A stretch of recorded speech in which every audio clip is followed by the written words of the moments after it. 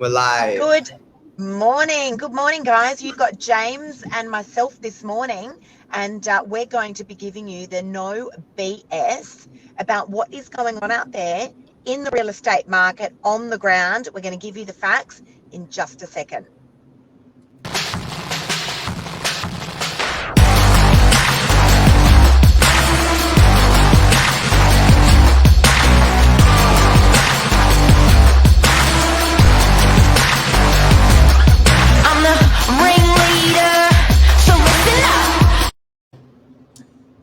Good morning, Lisa. How Episode are you? 480. I like doing that. I'm good, thank you. How are you this morning? Yeah, good. A little bit tired, I'm not going to lie. I was up late last night getting a big exchange done on a house that just launched on my social media in Freshwater, 38 Carlton Street. So I was up until about 11:30 getting that deal over the line. Late night deals. That was incredible. Congratulations. 48 hours and it's got to be a record. Huge sale. So Lisa Novak, sales agent number one on the beaches, leading the charge. What are you seeing? So if we're going to do the no bullshit, the no BS market update, what are we actually seeing for the punter out there that's a fly on the wall, trying to get it, soak up a little bit of real estate information, trying to make decisions moving forward? What's happening? Is the market still crazy like it was? Are we slowing down? Are we speeding up? What are your thoughts? You know, James, I just want to say that, the media do a really good job of reporting the majority of the time. The thing is, you can't get better information than agents that are actually on the ground and seeing what's going on. So the media look at, facts and figures for the most part, whereas, us agents are actually there having these discussions and with buyers and seeing what's going on out there with property prices and numbers. This is a market that's changing continuously. So if we were having this discussion 8 weeks ago, I'd say, oh my God, it is just absolute chaos out there. We cannot get stock fast enough. Buyers are just flooding the gates with open homes. That's a little bit different now. It's a very, very unusual market. It's a market that we've never seen before in real estate in terms of how quickly things are changing. It has calmed right down. All right. So I think it's really important to note. It has calmed right down. Now, guys, just bear in mind, we're giving you our opinions reporting from the northern beaches of Sydney. But I think we can confidently say that, we're feeling this effect is rippling through, the majority of Sydney at the moment. Yeah. Well, that's right. All of the median house prices, they've gone up across the board. We're seeing huge growth, but we're the ones that are actually speaking to the buyers, speaking to the vendors, and sort of, as you say, having these discussions and conversations to feel what the people in their shoes, what they're actually feeling. And there's a lot of people that are burnt out there, but there's also a lot of people that, a lot of conversations coming up more and more I'm seeing is people saying it's just too much. I'm just going to wait. I just need to wait until the market cools down. But it's an interesting way to approach it, isn't it? So guys, just a minute ago, I said the market's calmed down. I didn't say prices had calmed down. Yeah. All right. So what's happening now is we're turning up to open homes, and where we were seeing 30 to 50 groups of people coming through open homes, now we're seeing 13 to 15 groups. That's at a good open home. But the caliber of buyers is strong. So, they're out there. They seem to be, the majority, quite experienced. They know exactly what they've got to do, hence why I sold a property last night in 48 hours in Freshwater, and not cheaply. It sold for $3.9 million. This was a nice home. It wasn't down in the freshwater basin, and there was still some work to be done on this property. $3.9 million. So what's changed, James, is property prices have found a new level. Yeah. All right. I sold, I don't know if you remember, a few weeks ago, I sold 28 Foam Street in Freshwater. Yeah. A beautiful 3-bedroom house that was overlooked by a block of units. I brought that to market 12 months ago, and we couldn't get $2.5 million for it. And I just exchanged on that property a couple of weeks ago unconditionally for $3.55 million. All right. So that speaks volumes about where the market's at right now. Yeah. Well, that on its own is talking nearly 30% of growth in over a year. Well, more than 30% because we weren't It's even more than getting 30. 3.5. Yeah. Yeah. It's more than 30. So I mean that's crazy. And look, Freshwater is always, you know, that crazy suburb everyone wants to buy into. There's no doubt about it. But you know, I had like 100 buyers come through there 12 months ago, all who didn't see value at 2.5 mil, and then I had 2 offers at around that sort of 3.5, and then we got the deal done at 3.55. So you know that's what we're seeing now. The furiosity has come out of market. The buyers are absolutely still there, but the market levels and where those new levels are has shifted upwards significantly. What were stats, James, you just were looking at before we just came on air? You were saying house prices in DY. Yeah, so as the audience might know, we're based in DY, so we'll stick with DY for a moment.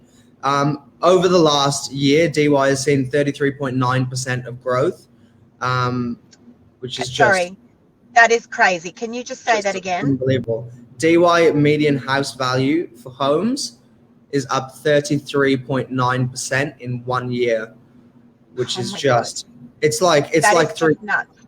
It's like 3% almost every James, month. I remember when you guys had a property in Tor Road, DY, the beautifully renovated 4-bedroom house with a brand new granny flat on the back of it. You guys were struggling to get $1.8 million about 6 or 7 months ago. Yep. I actually that is the lead-in price now for a crappy rundown house. It's funny you mentioned that property because I had one of the buyers that came through then that I was dealing with 6 to 9 months ago. I'm still in touch with him at the moment, and he actually asked me if there'd be any chance that he could still buy Tor Road, and he told me he'd pay $2.5 million for it. There you go. Like how's that crazy. vendor always laughing all the way to the bank, you know, when things I'll say, don't worry, things always happen for a reason. My goodness, he's just banked a fortune. Just phenomenal. He's banked an absolute fortune. Yeah. What other stats have you got there? I can't even believe I'm asking you for stats. I'm so not a numbers. What happens to me when Mark's not on the show? That's hilarious. What are unit prices doing there in DY? Have you got those stats? Yep. So over a year, units have gone up 11.1%, which is certainly better than normal. Usually don't quite get that 1-to-1 sort of level of growth. So we're seeing that it's past that level at the moment, and over 10 years, 100%. So we're seeing the apartments are actually getting that full range that we typically wouldn't find. It might go to 70, 80 or 90% over 10. But it's another really interesting part of the conversation, Lisa, because we've just sold a 1-bedroom apartment, the highest 1-bedroom apartment on the beaches ever. And we're about to close another deal that's going to be another 1-bedroom record price. And not that we're wanting to be braggadocious about record prices, but people in the market are willing to pay this. We're getting multiple offers that are surpassing expectation levels on these properties at the moment. So yes, we've had a phenomenal time with the homes, but I think the apartments are starting to creep up as well now. And usually you see sort of as the homes get smaller, so your townhouses, your duplexes, and then your 3-bedroom apartments and down. But we're seeing this right from the bottom of the apartment market as well. So it's just definitely crazy. So Michelle, good morning, guys. Good morning to everyone who's tuned in as well. Michelle's just saying she totally agrees that out in Central West, where Michelle's located, they're struggling to find listings. Still seems to be plenty of buyers, just really low stock. So look, I agree, Michelle. Stock levels are really low still. I'm fortunate I actually have quite a lot of stock at the moment, but that's a rarity across the board in the industry at the moment. You know, we're still not seeing that big influx of stock. And this is the thing where buyers get confused. They go, oh, we'll wait till spring because more stock will come on. The seasons have absolutely nothing to do with the property market. You know, if we look back now over what's taken place over the last 3 months, That has nothing to do with the seasons, right? That's purely got to do with supply and demand. And that's what pushes these property prices upwards. And, you know, of course, COVID has had a massive impact on the property market. But what we're seeing on the Northern Beaches, just for those of you guys that have just tuned in, is that the market's changed again. The curiosity is out of the market. The good, strong buyers are still in the market. And we are definitely still seeing these big property prices. James, I was having a conversation with a vendor of mine the other day.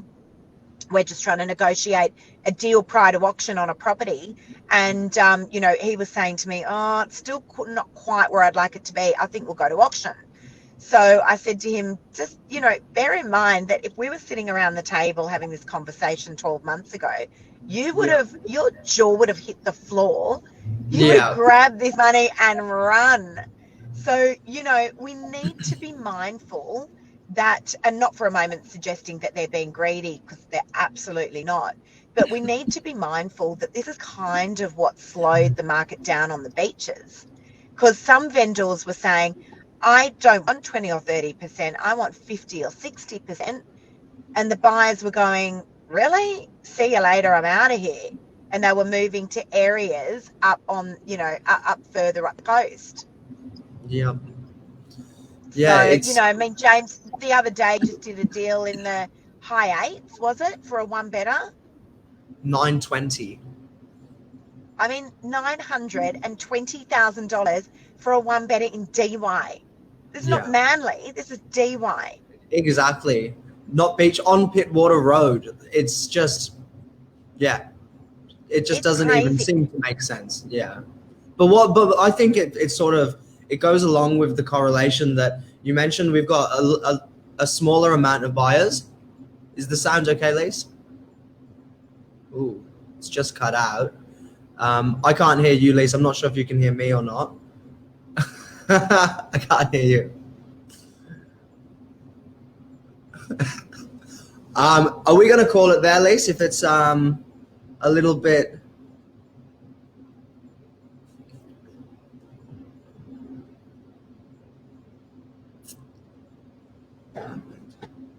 Hello.